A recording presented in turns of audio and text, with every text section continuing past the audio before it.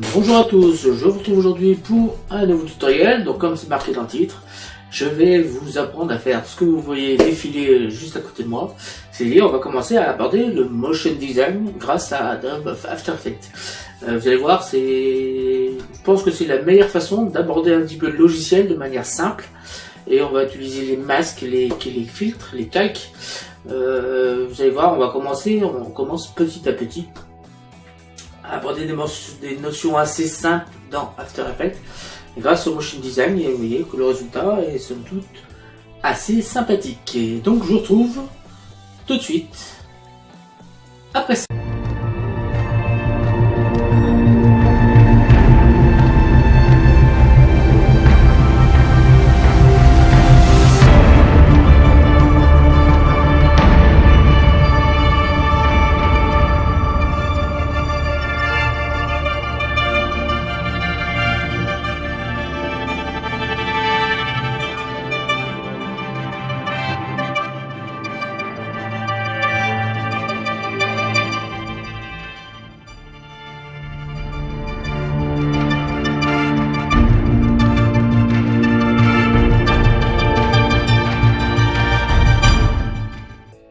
Bonjour, donc c'est parti. Donc première chose, dès que vous avez ouvert After Effects, vous allez cliquer sur édition, purger toute la mémoire et le cache disque et ok. Voilà, comme ça vous êtes sûr, vous allez pouvoir travailler tranquille. Ensuite vous allez double-cliquer ici et aller chercher l'image que vous trouvez dans la description de la vidéo. C'est une image de palette sur laquelle on va venir piper les couleurs. On va se servir de ces couleurs. Alors, si vous voulez ces palettes, vous pouvez les générer vous-même sur le site de Adobe Color. Donc on peut les créer nous-mêmes. Voilà, vous voyez qu'ici on peut sélectionner les différentes palettes. On peut en faire des monochromes. Voilà, des complémentaires et ainsi de suite. Et on peut aussi venir par exemple extraire à partir d'une image.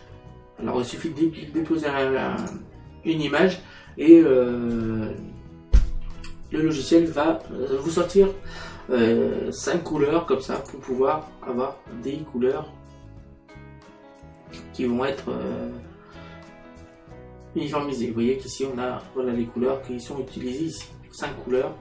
Donc si vous voulez avoir des palettes comme celles que je vous ai mis, vous venez sur ce site là, vous les aurez. Voilà, petite parenthèse, donc c'est Adobe Color sur internet. Donc dans la description vous trouverez celle-ci, celle qu'on va servir dans le tutoriel. Et on est parti tout de suite. Donc première chose qu'on fait, on va créer une première composition. Je rappelle, une composition c'est une boîte dans laquelle on met plein de choses et dans laquelle on va faire des effets. Et cette boîte on peut la mettre après dans une autre boîte. Donc là on va faire une première composition. Donc on vient cliquer ici, je veux une composition qu'on va appeler, bon pour l'instant on va pas la renommer, on va laisser le nom composition 1. On la fait en 1920 sur 1080, Full HD, je vous conseille de tout le temps les faire en Full HD, en 25 images secondes, qui va durer 10 secondes. On va cliquer sur OK. Donc ici maintenant dessus on va créer un nouveau calque. Donc je vais cliquer ici pour faire chercher la palette, parce qu'on a besoin de la couleur. Donc pour chercher un nouveau calque, on fait un calque. On va cliquer ici sur la composition, on va cliquer sur calque. Nouveau, solide. Voilà. Alors soit on fait ça, soit on fait CTRL Y, car oui, ici, le raccourci clavier c'est CTRL Y. Donc CTRL Y. La couleur, on va la changer. Alors vous voyez bien qu'ici c'est blanc uni, et vous allez voir que quand on aura mis la couleur, qui est ici, on va venir piper ici, automatiquement, After Effects a renommé le calque en cyan sombre parce qu'il a estimé que la couleur qu'on a mis c'était du cyan sombre. Donc là je vais cliquer sur OK et là on a un calque, on a un solide qui est ici, qui est du cyan sombre. Voilà. Ensuite on va créer une nouvelle composition qui va nous faire cet effet de diagonale à 45 qui ouvre et qui change les couleurs comme ça. Pour faire ceci, on va créer une nouvelle composition. Couleur, cette fois, on va nommer diagonale 45. Diagonale 45, voilà, ok. Donc cette diagonale, dans cette diagonale 45, vous voyez qu'ici on a la composition 1 avec notre solide sur sombre, et ici on a notre deuxième composition qui pour l'instant n'a rien dedans. On va créer encore un nouveau solide dedans, donc CTRL Y. Donc cette fois on n'est pas un nouveau solide. Ce solide, on va lui donner pas une couleur sur sombre, on va lui mettre une couleur blanche. Ok. Donc maintenant on va créer sur ce solide un masque. Ce masque va nous servir à effacer tout ce qui est à l'extérieur du masque. Alors on a le choix, soit on efface tout ce qui est à l'extérieur du masque, soit on efface tout ce qui est à l'intérieur du masque. Donc là on va se servir de tout ce qui, on va effacer tout ce qui est à l'extérieur du masque. Alors pour faire un masque, il y a plusieurs choses. Soit on vient se servir ici des outils ellipse, polygone, rectangle arrondi, rectangle ou étoile. Soit on fait nos propres formes grâce ici à l'outil plume. Donc on va se servir de l'outil plume. Donc l'outil plume, soit on fait un point comme je vous l'ai dit, et si on laisse appuyer, on va avoir une courbe ici avec des comment ça s'appelle, avec des poignées et une tangente, donc une courbe de Bézier, voilà, j'étais en train de chercher. Donc soit on fait ici, et si on maintient Shift, on va verrouiller le second point, soit sur la verticale, soit sur l'horizontale, soit à 45 degrés. Donc je vais vous montrer. Donc là j'appuie pas encore sur la touche Shift, et on va bien me mettre un point ici. Si je veux mettre ici, maintenant j'appuie sur la touche Shift, vous voyez qu'il n'a pas mis le point où j'étais, mais à 45 degrés.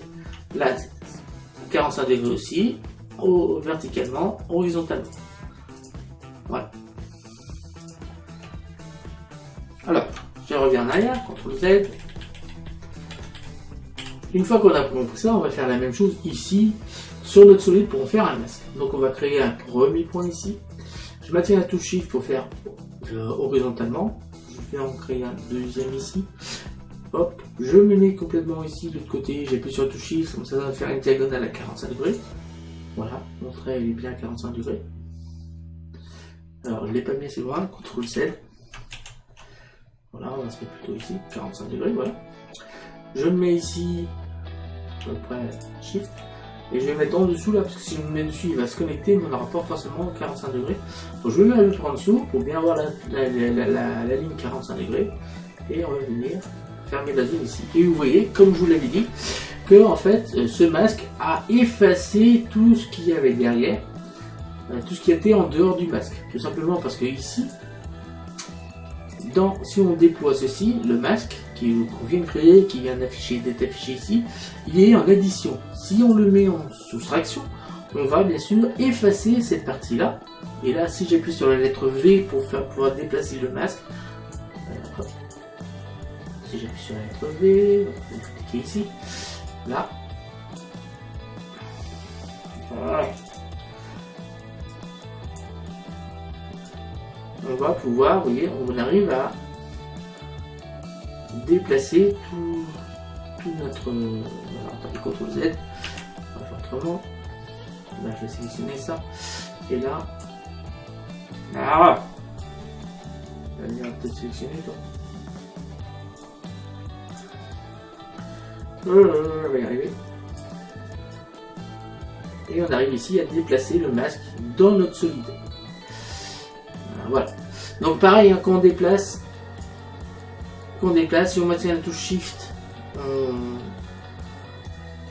on magnétise soit sur l'horizontale, soit sur la verticale. Voilà, en maintenant la touche Shift. CTRL Z pour mettre la fin où vous étiez au départ. Donc là, si on veut élargir, si vous trouvez que c'est trop fin pour le début, vous cliquez ici, vous sélectionnez, je maintenez la touche Shift, et justement, on va déplacer ici, en maintenant la touche Shift pour augmenter ou diminuer la largeur. Voilà.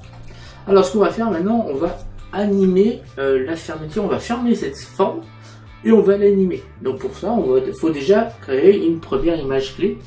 Donc pour faire ceci, je vais déployer ici le masque et dans tracé d'image, la piste de lecture étant là, en cliquant sur le cadenas, on va créer une première image clé qui va se placer. Donc là, ça veut dire que on va créer une image clé là où il y a la tête de lecture, c'est-à-dire ici, et ça veut dire que on dit After Effects, moi je veux qu'à cet instant, mon masque et cette forme-là. On va maintenant déplacer la tête de lecture à 1 seconde. Donc pour l'instant, il n'y a pas d'animation parce qu'on n'a rien déplacé. Donc à 1 seconde, je vais sélectionner ce point. Maintien Shift, sélectionne celui-là et celui-là. Et on va les déplacer pour fermer justement cette forme. Donc je maintiens la touche Shift pour être bloqué sur l'horizontale. Je vais sélectionner les 2 autres points. En maintenant la touche Shift. Et on va venir, donc maintenant je maintiens la touche Shift et on va venir fermer carrément complètement cette forme. Vous avez bien qu'une deuxième clé vient d'apparaître et ici on a l'ouverture et la fermeture. Je vais cliquer dessus et on va ouvrir les courbes. Vous voyez que cette fois on a une courbe assez linéaire, c'est-à-dire qu'on a simplement un déplacement horizontal sur l'axe X. C'est quand même linéaire. Si je lance l'animation, j'appuie sur le 0 pour lancer l'animation, c'est une fermeture linéaire. Ce qui serait bien, c'est qu'on a une ouverture rapide au départ, puis très lente à la fin. Donc pour faire ceci, on va venir sélectionner ici nos 2 clés, voilà, et je vais faire un clic droit dessus, assistant d'image clé, lissage de vitesse. Alors si on est attentif, vous allez voir ce qui va se passer. Si j'appuie sur le 0, c'est un petit peu plus doux. Alors on va voir s'il s'est passé quelque chose sur la courbe. Et oui, on voit bien que notre courbe elle a complètement changé de forme. Voilà. Alors on va cliquer maintenant sur le petit point qui est ici. On a une poignée qui vient d'apparaître. On va prendre la poignée et on va la tirer à fond. Voilà, pour avoir quelque chose qui va ressembler à ça. Et en fait, ce qui s'est passé, c'est qu'on vient de ralentir la fin de l'animation. Si je viens prendre la clé ici et on va la mettre par exemple à la 8e frame, j'appuie sur 0 et on va voir qu'à la fin ça met plus de temps à fermer la... Au départ ça va vite et après ça ralentit. Voilà. On va se remettre la frame à 1 seconde. Voilà. Et maintenant, on va se remettre sur la composition. Donc on va pas le laisser ici en noir, hein. On va faire le contraire. Hein. Bien sûr, on va le mettre en addition, que ce soit en blanc. Ça sera peut-être un peu mieux si je l'ai fait l'animation. Vous voyez, on va faire quelque chose comme ça. Maintenant, ce qu'on va faire, on va dupliquer cette forme. Donc j'appuie sur, je viens ici et on va déjà la déplacer. Voilà, je maintiens un touche Shift et on va la déplacer de ce côté-là. Je vais faire un CTRL D et on en a une deuxième. On maintient un touche Shift et le but c'est de remplir complètement la feuille. CTRL D, je déplace, Shift, CTRL D, je déplace, Shift, CTRL D, je déplace, Shift, CTRL D, je déplace, Shift, CTRL D, je déplace, et CTRL D, je déplace en maintenant la touche Shift. Voilà. Là, on a rempli complètement notre feuille. Si je lance l'animation, on va avoir quelque chose comme ceci. Mais on a un petit problème, c'est que quand l'animation est terminée, on voit encore ces petits traits là qui sont là, et ces petits traits, mais ils ne me plaisent pas. J'aimerais bien qu'ils disparaissent. Donc on va se mettre un petit peu après. Et on va venir prendre la poignée du bout et on va tirer pour voir apparaître ici nos frames. Ça veut dire que là on a 5 images, 10 images, 15 images, 20 images, 25, donc une seconde, parce que je rappelle qu'on a 25 images par seconde. Donc ici, on va venir, on va sélectionner tous les calques. Je viens prendre le calque qui est ici, je maintiens Shift, je prends le calque qui est en haut. Et j'appuie sur la lettre T pour faire apparaître que l'option d'opacité. Donc la lettre T, je fais apparaître l'option d'opacité. Donc ici, je vais mettre à la frame 13. Voilà, on voit le chiffre 13 qui est ici, on est à la 13e frame. On va venir cliquer sur une opacité, mais comme on a tous les calques sélectionnés, ça va sélectionner les calques l'opacité de tous les calques, et ça va créer une image clé à tous nos calques ici. On va venir maintenant à la fin de l'animation, quand tout est terminé, voilà, ici. Et là, on va tout simplement baisser l'opacité à 0 pour avoir quelque chose comme ça. On va venir ici et on voit bien que cette fois, au bout de notre animation, eh ben, ça fonctionne très bien. Donc je vais appuyer ici sur le T pour tout fermer. Maintenant, si on lance l'animation, on a bien quelque chose de propre. Maintenant, ce qui serait bien, c'est qu'on a un effet d'éventail. Ça veut dire que toutes nos fermetures ne se fassent pas en même temps. Donc pour faire ceci, c'est tout simple. On va tout simplement venir cliquer ici et décaler d'une frame les calques les uns après les autres.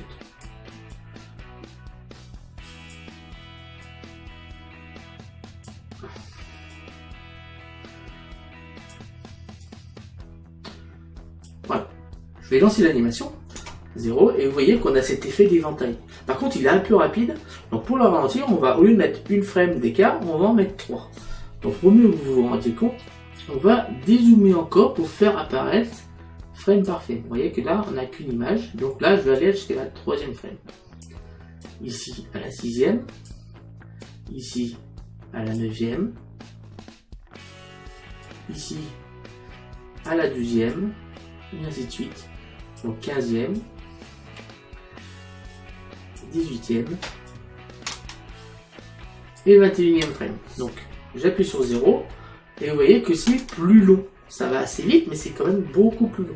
Donc maintenant, ce qu'on va faire, on va sélectionner tous les calques. Donc je maintiens Shift, je sélectionne en plus celui du bas, ça va sélectionner tous les calques. On va se mettre notre curseur au bout. Vous allez voir une double flèche apparaître et on va venir tirer ceci jusqu'au bout, qui aura pour effet de remplir ici notre fenêtre. Alors, celle-là qui n'a pas été faite jusqu'au bout. Voilà, ça remplit notre fenêtre. Si je lance l'animation, on a bien cet effet de domino, d'éventail qui se déplace. Parfait, on a terminé de travailler sur cette fameuse composition. On va maintenant passer à la composition 1. Et on va tout simplement prendre la composition Diagonal 45 et on va venir la glisser au-dessus le champ sombre. Qu'est-ce qui se passe si on appuie sur l'animation? Eh ben, le blanc se transforme en bleu. C'est logique. On a d'abord une fenêtre blanche et on l'efface. Ce qui serait bien, c'est que au lieu d'avoir des grandes choses comme ça, on a des petits traits. Eh ben, une solution simple, c'est qu'on va prendre une deuxième fois la diagonale 45, notre composition diagonale 45, qui va une seule fois nous servir de masque à la première. Donc pour faire ceci, on va cliquer ici sur option mode pour afficher ici les caches et les modes. Et là, on va tout simplement aller chercher la luminance inversée. Donc on vient cliquer ici et on va chercher luminance inversée diagonale 45. Qu'est-ce qui vient de se passer? J'appuie sur 0 et en fait on voit quasiment rien. Tout simplement parce qu'il va falloir décaler nos images. Donc on va venir déjà décaler un petit peu celle-ci et on va venir décaler celle-là. J'appuie sur 0 et vous voyez ce qui se passe. Alors plus on va être décalé, donc, je vais mettre ma tête de lecture ici, on va la mettre un petit peu plus loin encore, là, à peu près comme là. Alors plus je décale cette composition par rapport au masque, parce qu'en fait celui-là a sert de masque à celui-là, ça va effacer et plus ça va, plus nos traits sont plus ou moins grands. Donc j'ai essayé de faire comme l'autre, j'ai fait une seule, quelque chose comme ça. Quelque chose d'assez fin. Voilà. Alors on va lui apporter une couleur à notre masque. Alors pour faire ceci, on va dans Effets et Paramètres prédéfinis. Alors si vous n'avez pas ceci là, vous allez dans Fenêtre et vous allez chercher, cliquer ici pour cocher ces cases Effets et Paramètres prédéfinis. Une fois que vous êtes là, vous allez taper Remplir. Voilà. Une fois que vous prenez ceci et vous allez le glisser sur la fameuse diagonale 45. Alors si vous n'avez pas cette présentation là, c'est que vous avez peut-être quelque chose comme ça, c'est pas compliqué. Vous prenez ici votre effet et on va venir le glisser ici pour le faire apparaître ici. On va cliquer sur palette 45 et on va prendre la pipette qui est ici et on va venir chercher le bleu qui est là. Voilà, on va faire quelque chose comme ça. On va aller encore un petit peu plus loin, on va sélectionner le cas qui est ici, on va prendre le deuxième, et on va faire un CTRL D pour dupliquer encore celui-ci. On va reprendre cette fois ceci.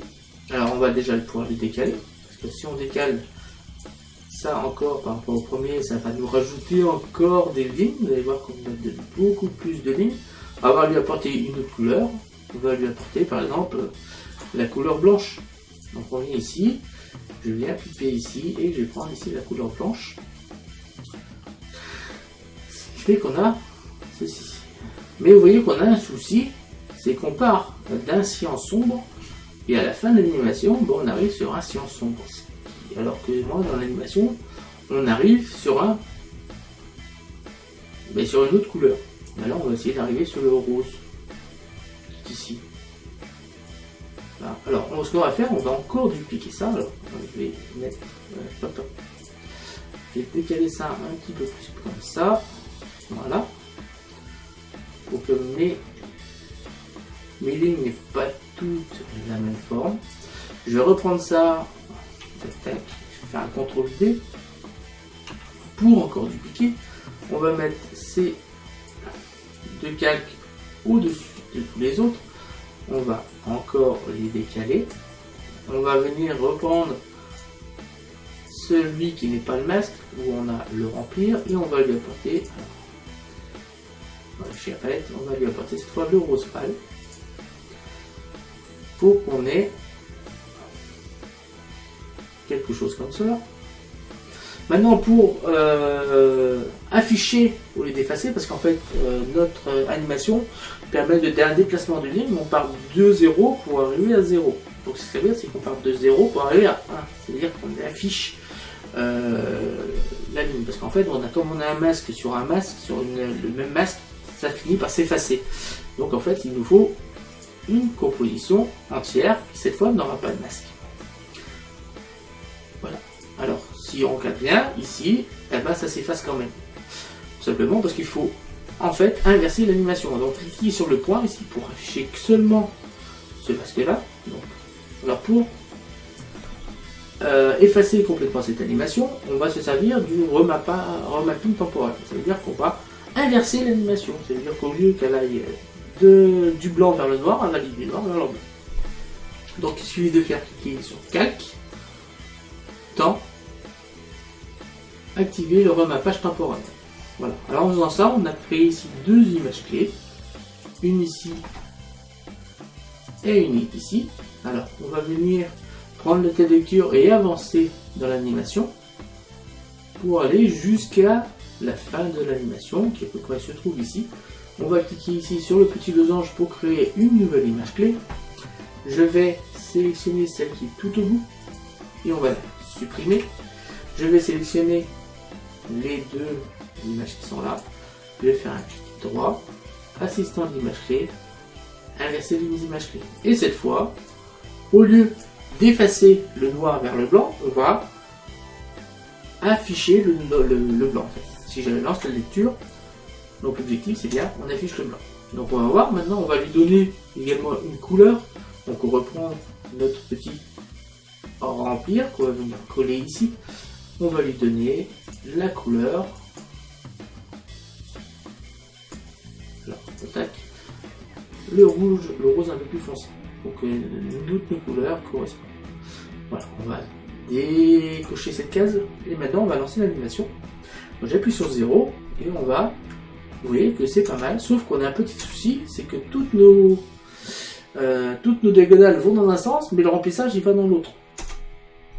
Donc ce qui serait bien, c'est qu'on inverse le sens de cette diagonale. Donc c'est assez simple. On va déployer ceci, aller sur transformer et dans échelle, on va venir taper -100. Voilà. Alors si on lance l'animation, cette fois, tout va dans le même sens. C'est déjà pas mal. Alors ce qui serait bien aussi, c'est que ce rouge là se trouve en dessous le reste. Donc c'est pas compliqué. On prend le calque et on va venir le glisser pour le mettre en dessous tout le reste. Donc, hop, je relance l'animation. Voilà, en fait on va changer la couleur. Alors on va faire un petit peu de décalage, on va prendre tout ça. et on va décaler un petit peu. Voilà. J'appuie sur 0. Voilà. Alors maintenant on va jouer sur... hop, j'ai appuyé sur 0. Tac, tac, tac, tac. Hop. Je vais prendre ces deux-là, on va le décaler un petit peu. Là, celui-là. Là. Là. On va voir ce que ça donne.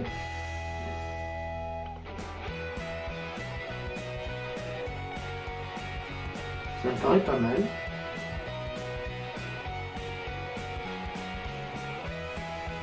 C'est à vous de voir hein, comment vous voulez. Alors on va rajouter un petit vignettage dessus assez rapidement. Donc on vient dans calque. Nouveau. Calque d'effet. Donc sur quelques d'effet, on va lui rajouter une courbe. Une courbe. Voilà. Hop. Courbe. On va prendre le modificateur, on va venir le glisser dessus. Voilà, on a cette courbe. On va venir changer la tête de lecture pour voir plusieurs choses là. On va venir baisser ici ce point pour rendre ceci un petit peu plus foncé. Et maintenant on va mettre un masque autour de sur ce calque. Voilà, on va mettre un masque. Donc, je vous rappelle quand pour avoir un masque, on va venir cliquer ici. Donc soit on clique, soit on dessine. Donc moi je veux une ellipse. Et si on double-clique ici sur l'ellipse, ça va faire une ellipse qui va prendre la forme entière de notre calque. Alors si vous voulez autre chose, hein, vous maintenez les boutons sur l'ellipse et vous aurez l'outil rectangle, l'arrondi, l'outil polygone, l'outil étoile. Nous c'est l'ellipse. On va donc double-cliquer dessus et on a notre fameux vignettage qui vient d'apparaître. Donc moi je veux le contraire, je veux que ce soit l'intérieur qui soit plus clair par rapport à l'extérieur. Donc comme tout à l'heure, au lieu qu'ici on soit en addition, on va passer ici en soustraction. Alors le problème c'est qu'ici vous voyez bien qu'on a, c'est net, alors pour avoir un vignettage on va essayer de faire un dégradé. Donc pour faire ceci on va déployer ici les options du masque et dans contour progressif on va augmenter le nombre de pixels de dégradé pour qu'on ait quelque chose d'assez doux. On a un effet de vignettage mais doux. Voilà.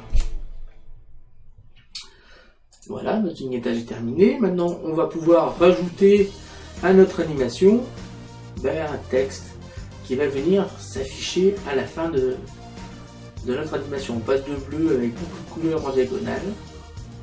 Et vous voyez qu'on peut bien sûr changer la disposition de plus ou moins d'avancer les calques qui va faire des lignes plus ou moins grandes ou plus ou moins petites.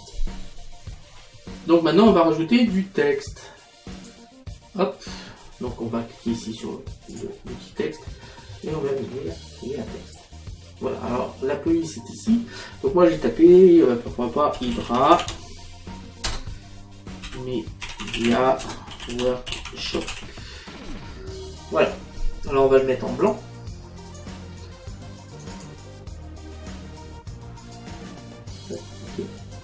Mais ça ne prend pas en compte parce qu'il faut double cliquer ici. Et cette fois ça va prendre en compte. Donc en blanc. Ok.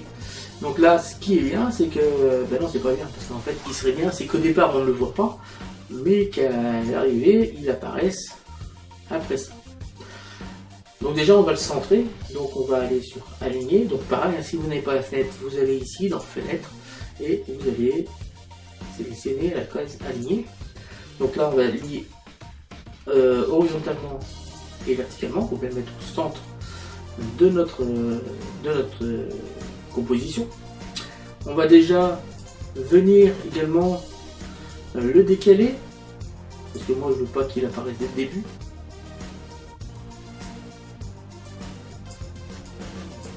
Voilà, hop. Et ben, ce qu'on va faire aussi, on va se servir encore de notre diagonale 45 comme un masque pour faire apparaître notre Hydra Media Workshop. Donc là, on va venir l'aligner sur notre texte.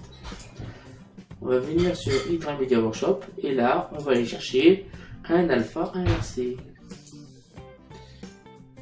Ce qui fait que ça va, voilà, on affiche progressivement notre texte. Alors ce qu'on va faire maintenant, on va sur diagonale et on va diminuer la taille de ceci. Donc j'appuie sur V. On va prendre la poignée ici, on va la diminuer. J'appuie sur Shift pour maintenir la proportion. Voilà. Et là, normalement, on doit avoir quelque chose d'assez sympathique. Voilà. Par contre, on va sélectionner les deux. On maintient Shift pour les décaler un petit peu vers ce côté-là. Parce que moi, je veux qu'ils apparaissent un petit peu plus tôt.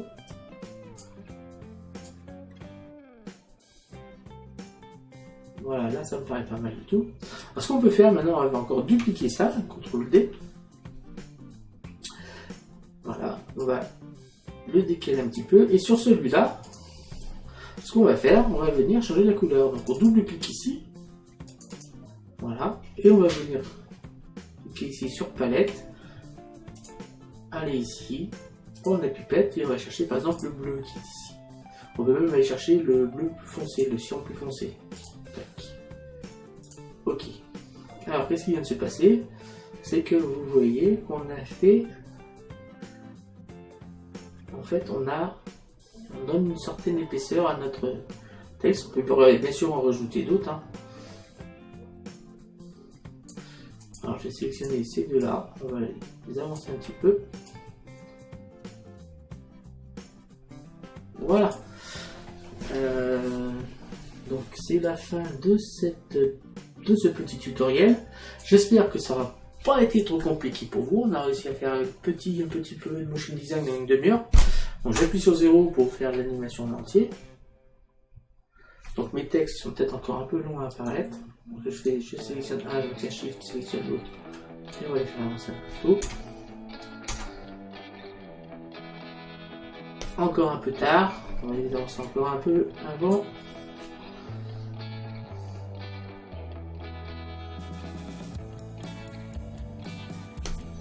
Encore un tout petit peu tard. Là.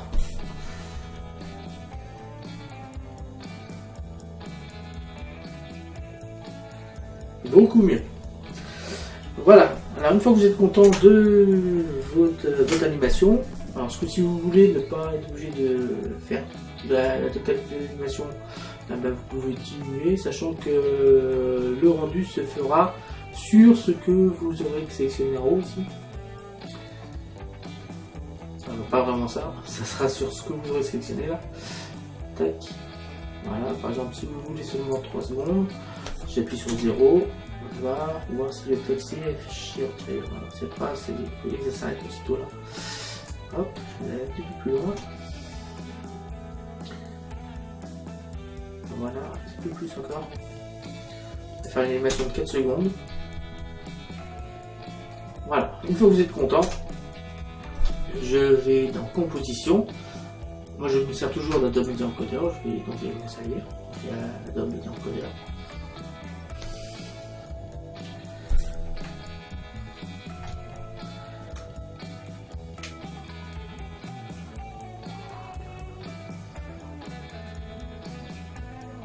Voilà, ça va s'afficher.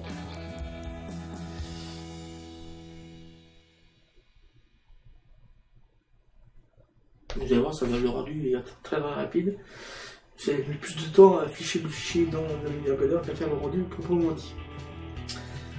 Voilà, donc voilà, on va cliquer ici et l'animation est tellement très rapide. Voilà, on va cliquer là. Voilà. Et voilà l'animation terminée.